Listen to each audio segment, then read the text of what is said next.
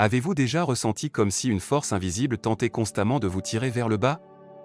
Comme si, peu importe vos efforts, une barrière invisible entravait votre progression spirituelle et personnelle.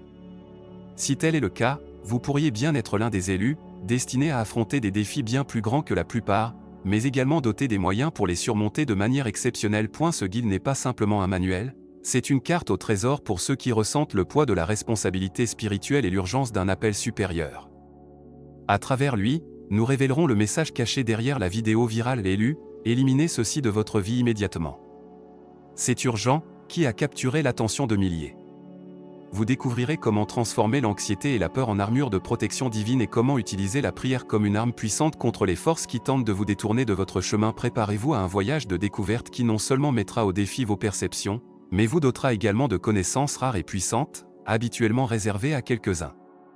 Ce n'est pas un moment pour hésiter, c'est une opportunité de saisir la vérité et la puissance qui peuvent changer votre vie pour toujours. Êtes-vous prêt à découvrir les secrets qui transformeront votre combat spirituel et garantiront votre victoire? La vie d'un élu est remplie de défis et d'opportunités uniques pour la croissance spirituelle et personnelle. Dans la vidéo qui aborde cet appel urgent, la pression qui pèse sur les épaules de ceux qui sont convoqués à un tel voyage est palpable. Tel un murmure dans le vent qui résonne au plus profond de l'âme, le message incite les élus à se préparer à affronter les adversités avec courage et détermination. Le scénario qui se déploie devant nous est, en effet, un champ de bataille qui transcende les frontières du monde physique, plongeant dans les domaines mentaux et spirituels complexes et souvent turbulents. Dans ce contexte, la lutte ne se limite pas aux adversaires tangibles, mais aussi aux inquiétudes internes et aux forces occultes qui mettent à l'épreuve la résilience et la foi.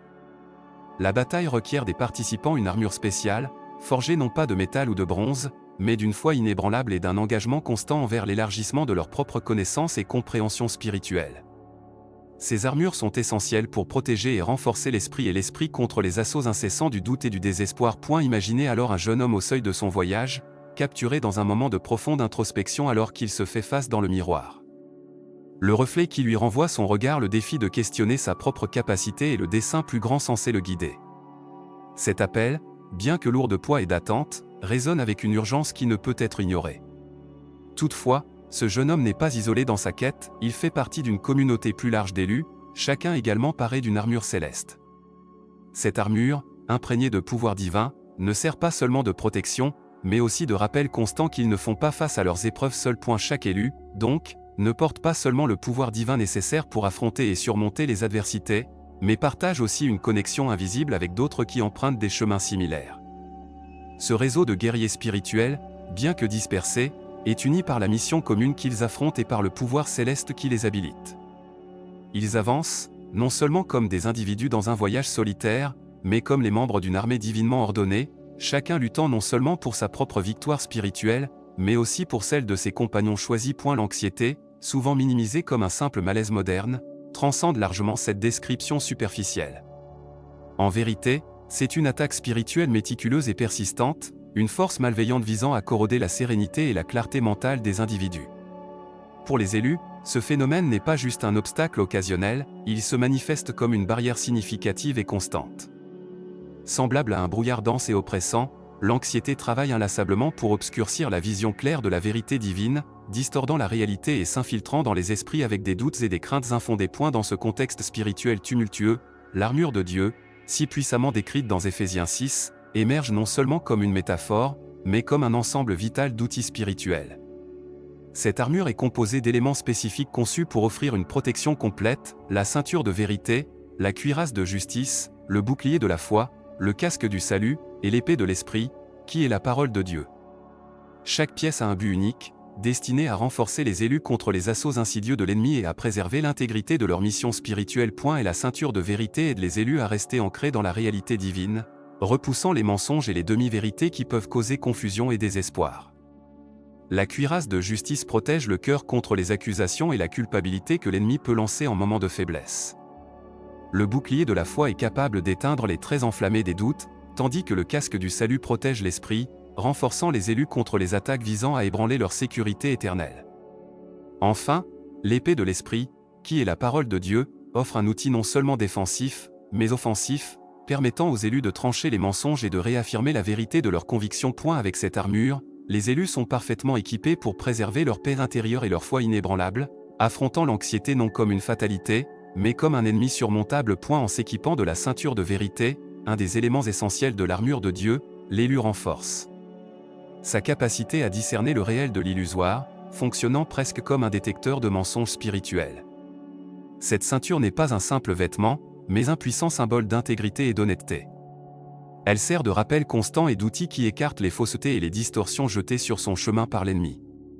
Avec la ceinture de vérité bien ajustée, l'élu peut faire face aux tromperies et aux manipulations qui tentent de dévier sa trajectoire ou d'ébranler sa conviction. Le rôle de cette ceinture dépasse la lutte contre les mensonges, elle consolide également la mission et les valeurs auxquelles l'élu est lié. En s'accrochant fermement à la vérité, il repousse non seulement les assauts directs du mal, mais se renforce aussi de l'intérieur, stabilisant son noyau spirituel et émotionnel. Cette stabilisation est cruciale, car elle confère à l'élu la capacité de rester debout et résilier face aux adversités, garantissant qu'il puisse affronter les défis sans vaciller ou être trompé par de fausses promesses. Essentiellement, la ceinture de vérité agit comme un fondement pour la stabilité morale et spirituelle de l'élu. Elle assure que, quelles que soient les tempêtes ou les pressions externes, le porteur reste fidèle à son essence et à ses principes, inébranlable dans son périple. Cette ceinture protège non seulement son intégrité, mais également confère à l'élu une confiance inébranlable qui est vitale pour continuer sur le chemin de la vérité sans déviation. Et la cuirasse de justice, autre composant vital de l'armure de Dieu, offre aux élus une robuste protection contre les fréquentes attaques de culpabilité et de honte qui tentent de pénétrer le cœur humain. Ces attaques, souvent issues de doutes internes ou d'accusations externes, cherchent à éroder l'estime de soi et la certitude des élus dans leur parcours spirituel. En revêtant la cuirasse, ils se blindent contre ces forces négatives, renforçant leur noyau émotionnel et spirituel contre les insinuations qu'ils ne sont pas dignes ou suffisants pour accomplir leur dessein divin. Et la fonction de la cuirasse de justice peut être comparée à celle d'un avocat défenseur qui, armé de preuves concrètes et irréfutables, défend son client contre des accusations fallacieuses. De la même manière, la cuirasse défend les élus, réaffirmant continuellement leur justification et leur position devant Dieu par le biais du Christ.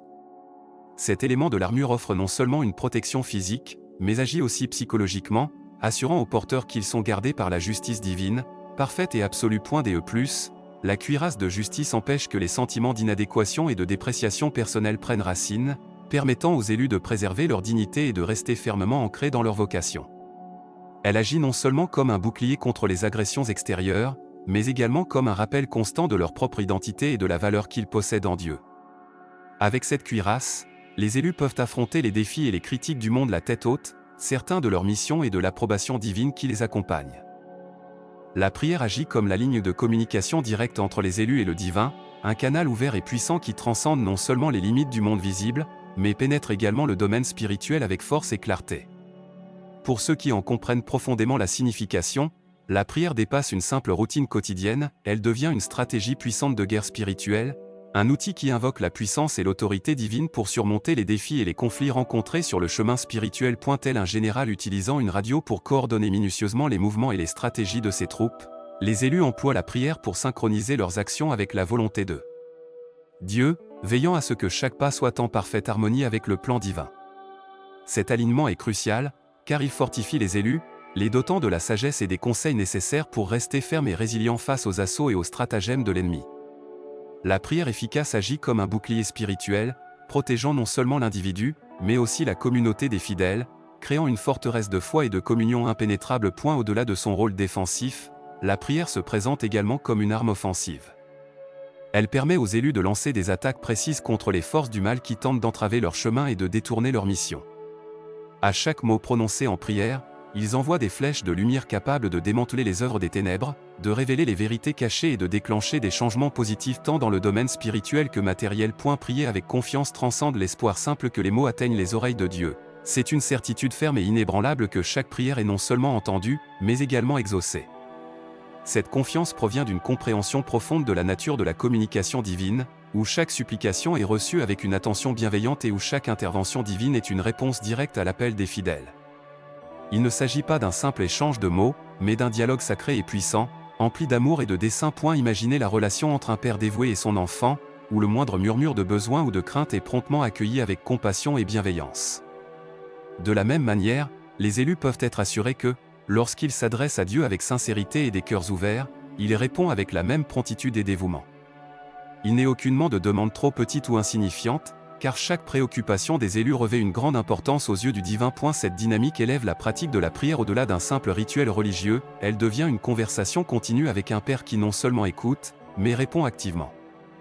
Les réponses peuvent ne pas toujours prendre la forme attendue, car les voix divines sont imprégnées de sagesse et de mystère, mais les élus ont l'assurance que chaque réponse est façonnée pour favoriser leur croissance et leur bien-être spirituel.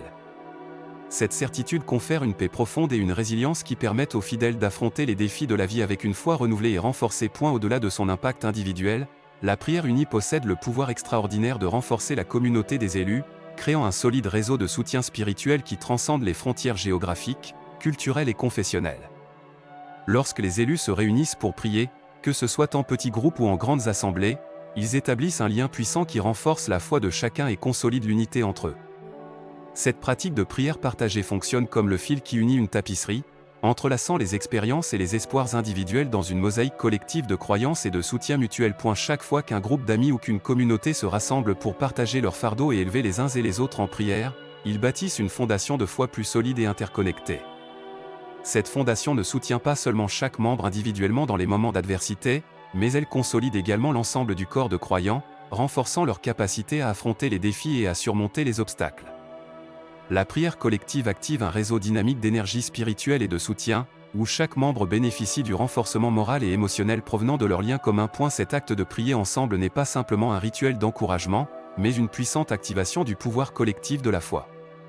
Cette pratique transforme chaque participant, les rendant plus résilients et profondément enracinés dans leurs convictions, tout en consolidant les liens qui les unissent. Par conséquent, toute la communauté devient plus robuste et plus apte à répondre de manière efficace non seulement aux besoins internes, mais également externes, étendant son influence et son assistance au-delà de son cercle immédiat pour toucher des vies à une échelle plus vaste. Les élus sont appelés à une existence non seulement de lutte, mais de triomphe constant, une victoire grandiose qui a été scellée par le sacrifice et la résurrection du Christ. Cette conquête n'est pas simplement symbolique, ni destinée à être célébrée uniquement lors d'occasions religieuses sporadiques. Au contraire, elle se manifeste comme une réalité persistante et tangible qui imprègne le quotidien des élus, exigeant d'être vécue activement et partagée avec autrui. Tout comme un athlète d'élite se consacre quotidiennement à des entraînements rigoureux pour améliorer sa forme physique et sa technique, les élus sont encouragés à cultiver leur foi avec la même discipline et détermination. Cet exercice spirituel quotidien va au-delà des pratiques de dévotion privée, il s'étend à chaque aspect de leur vie, influençant leurs décisions, façonnant leurs interactions et guidant leurs actions. La foi devient ainsi le muscle le plus crucial qu'ils doivent fortifier, l'utilisant pour revendiquer et démontrer la victoire qui leur appartient déjà. Dans ce contexte, la victoire des élus ne doit pas être vue comme un trophée statique destiné à l'exposition, mais comme un étendard dynamique qu'ils portent au cours de toutes leurs épreuves et de tous leurs défis. Chaque petit acte de bonté, chaque décision prise sur la base de principes éthiques, et chaque parole d'encouragement offerte aux autres, sont autant de manifestations de cette victoire. Ils sont appelés à éclairer le chemin des autres, montrant par leur vie que la victoire est non seulement possible, mais accessible et durable. Vivre la foi en action est l'élément distinctif qui sépare les auditeurs passifs, ceux qui se contentent de recevoir la parole, des participants actifs, ceux qui l'incarnent dans leur quotidien. Pour les élus, la foi n'est pas une suite de rituels à observer, mais un appel à une transformation constante et dynamique de leurs actions et décisions. Ils sont poussés à aller au-delà de la simple absorption des enseignements, ils sont encouragés à les vivre de manière tangible et percutante, de sorte que chaque choix et chaque action deviennent un témoignage vivant et retentissant de leurs croyances. Ce défi peut être comparé au travail d'un artiste face à une toile vierge. Tout comme le peintre utilise des couleurs et des touches pour apporter vie et beauté à une surface nue, la transformant en une expression visuelle de ses visions intérieures, chaque élu est appelé à utiliser les nuances de la foi et de l'espérance pour colorer le monde qui l'entoure.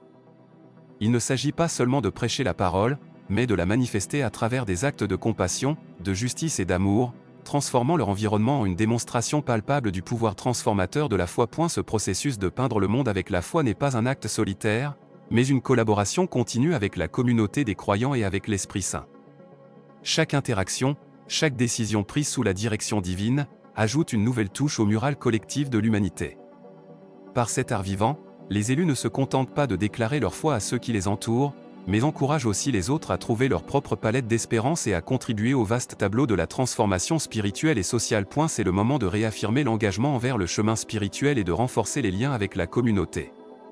Imaginez la fin d'une conférence marquante, où les participants sont encouragés à appliquer ce qu'ils ont appris. De même, la vidéo doit inspirer les élus à franchir l'étape suivante, quelle qu'elle soit. Restez avec nous, cliquez sur la vidéo qui apparaît à l'écran et continuez à approfondir vos connaissances. C'est une opportunité pour les élus de s'impliquer davantage, de partager leurs expériences dans les commentaires et, par ces interactions, de renforcer la communauté. Imaginez un professeur qui demande à ses élèves de résoudre ensemble un problème complexe, cet engagement collectif est exactement ce que l'on recherche. Enfin, la vidéo culmine avec une prière puissante, où tous sont invités à proclamer leur victoire sur l'anxiété et à revendiquer l'armure de Dieu dans leur vie. Ce moment scelle non seulement l'engagement des spectateurs, mais les fortifie également pour affronter les défis à venir. C'est une conclusion qui ne se contente pas de clore le message, mais qui prépare également le terrain pour les batailles et les victoires futures. À présent que vous avez dévoilé les stratégies et les armures qui constituent l'arsenal des élus, l'étape suivante est d'appliquer ce savoir profondément transformateur dans votre vie quotidienne. Demandez-vous, quelles sont les zones de ma vie qui nécessitent une protection spirituelle accrue ? Où devrais-je renforcer ma foi et comment puis-je commencer à prier avec plus de puissance et d'autorité ? Ne laissez pas ce contenu être simplement une information consommée et oubliée. Faites-en le début d'une nouvelle phase dans votre parcours spirituel.